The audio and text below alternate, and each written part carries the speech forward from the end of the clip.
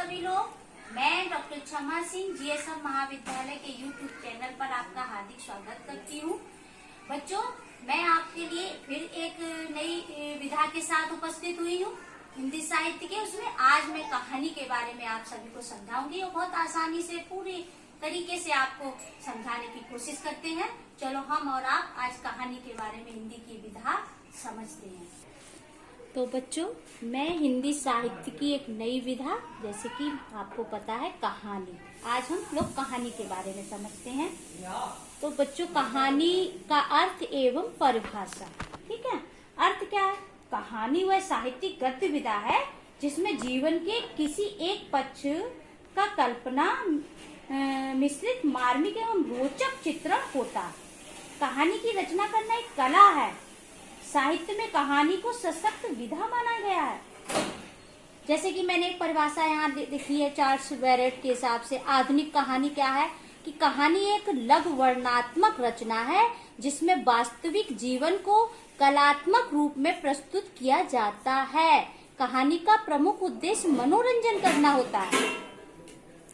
तो बच्चों, इसी के साथ मैं एक और परिभाषा आपको बता दूं जिससे आप और समझ लें कि जो कहानी जो है वो आधुनिक कहानी नाटक के गुणों से युक्त एक रचना है जिसमें हल करने के लिए एक समस्या हो, हल की प्राप्ति में एक बाधा हो, संकटापन्न स्थित हो, नाटक की भांति असामंजस्य की क्षण को हो आपका और इन क्षणों को चरम स्थिति हो। इसके बाद उसका लास्ट में हल निकाल के हम लोग अर्थ में क्या सही है क्या गलत है दोनों पक्ष के रख के फिर हम सही का आकलन करते हैं।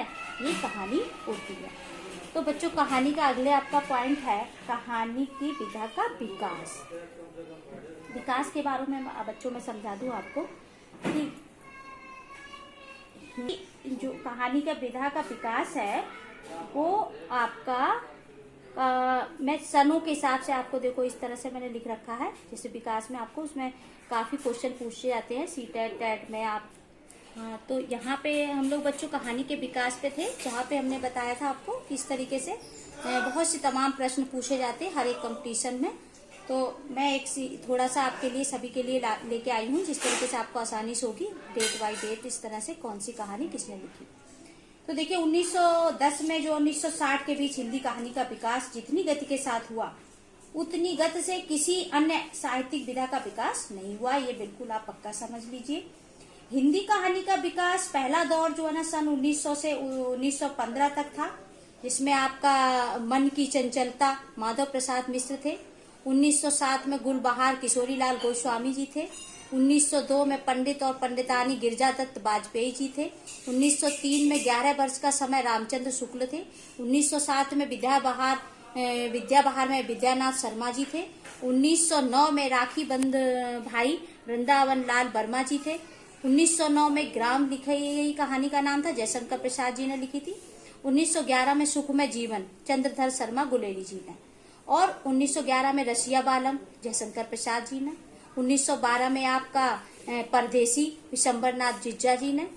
1912 में कानों में कंगना जो राजा राधिका मरण प्रसाद सिंह थे, और 1913 में रक्षाबंधन विशंबरनाथ शर्मा कौशिक जी थे। इस तरीके से बेटा 1927-1928 में जैनन जी ने कहानी का लिखना आरंभ किया था।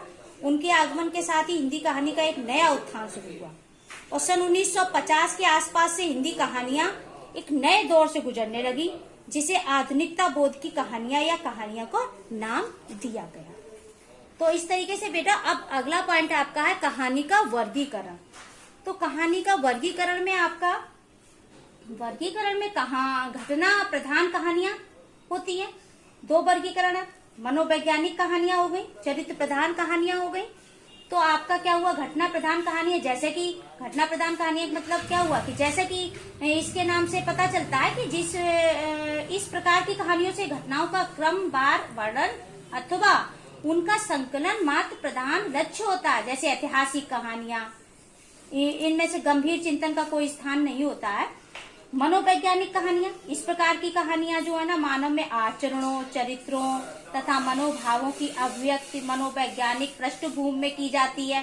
जिससे पाठकों के मन पर कहानी में वर्णित चरित्रों के आचरणों से प्रभाव डाला जा सके तथा उन्हें वैसा ही आचरण सिखाया जा सके। चरित्र प्रधान कहानियां, उसमें भी इसी है। इस प्रकार कहानियों में कथानक के आधार पर चरित्र की प्रमुखता दी जाती है तथा चरित्र के चित्रण को महत्व दिया जाता है। फिर बच्चों आपका आया कहानी के उद्देश्य। तो उद्देश्य में छात्रों के विभिन्न प्रकार की कहानी शैलियों, जीवन दर्शन आदि से परिचय कराना, छात्रों में सृजनात्मक का विकास कराना, छात्रों में नैतिक मूल्यों का विकास करना, छात्रों में कल्पना एवं स्मरण शक्ति का विकास करना, छात्रों को मानव जीवन के विविध पक्षों, पौराणिक है, ऐतिहासिक है, धार्मिक है, सामाजिक है, पक्षों को जानकारी देना, छात्रों में साहित्यिक अभिरुचि का विकास करना, छात्रों के शब्द भंडार में वृद्धि करना, छात्रों में मौखिक अभिव्यक्ति को विकसित करना, यही उद्देश्य होता है कहानी का। अगला पॉइंट आपका है कहानी का महत्व। तो बच्चों कहानी का महत्व, जो कहानी विषय वस्तु के प्रकार को समझने के उपरांत कहानी का महत्व स्वयं ही समझ में आ जाता है, परंतु फिर भी विस्तार से कहानी शिक्षण के महत्व को प्रकाश डाला जा सकता है। तो महत्व क्या क्या है? कहानी शिक्षण के छात्रों के सामान्य ज्ञान में वृद्धि होती है। कहानी तर्क, विवेक, संकल्प एवं कल्पना शक्ति में अभिव्यक्त करती है। कहानी से बालक में क्रमिक रूप से बोलने जाने तथा तार्किक रूप से विचार करने की शक्ति विकसित होती है। तो इस प्रकार से बच्चों मैंने आपको कहानी के महत्व के पॉइंट बता दिए। अब मैं कहानी शिक्षण की विधियों पे आती हूँ। तो विधियां क्या है? गहन अध्ययन प्रणाली विधि है इनकी, अधूरी कहानी पूर्त प्रणाली इनकी विधि है, चित्र प्रदर्शन प्रणाली, मौखिक कहानी गद्य प्रणाली।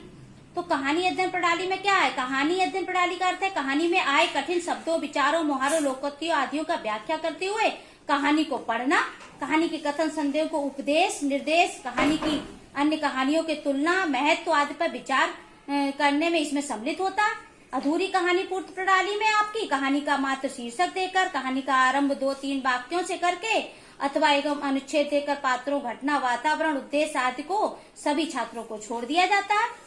चित्र प्रदर्शन प्रणाली के अंतर्गत इस प्रणाली में कहानी के संबंधित विभिन्न चित्र छात्रों को प्रमुख प्रदर्शित किए जाते हैं। चित्रों में कहानी के क्रम का ध्यान रखना नितांत आवश्यक है। कहानी के चित्र बच्चों को दिखाकर, कहानी की घटना पात्रों को संबंधित प्रश्न पूछकर।